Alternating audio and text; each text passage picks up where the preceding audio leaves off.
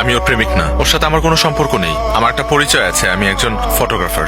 গত 3 দিন আগে ওর সাথে একটা ঘটনা ঘটেছে, খুব বাজে। সেটা হলো যে ও একজনকে ভালোবাসতো এবং সে ভালোবাসার মানুষের জন্য আসলে পালিয়ে গিয়েছে, কিন্তু দুর্ভাগ্যবশত ওর ভালোবাসার মানুষটি ওর সাথে অন্যায় করেছে, ওকে ছেড়ে চলে গেছে। আসেইনি, একা দাঁড়িয়েছিল সেই মানুষটির জন্য। এবং ওই সিচুয়েশনে গত 3 দিন ও আমি ওনাদের বাসায় ছিলাম। ওনার বাবা মা আমাকে নিজের মেয়ের মতো করে রেখেছিলেন। আমার ওই সময়টার মধ্যে ফুল সাপোর্ট দিয়েছিলেন ওনারা।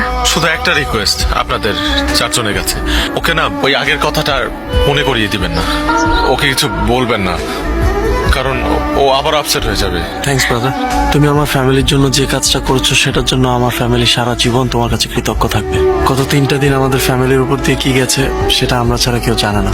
তুমি না থাকলে জিনিসটা হয়তো আরো খারাপ হতে পারত। এটা তোমার বাসা মনে করবা, তুমি আজকে থেকে আমার পরিবারেরই একটা অংশ। যখন মন চাইবে চলে আসবা।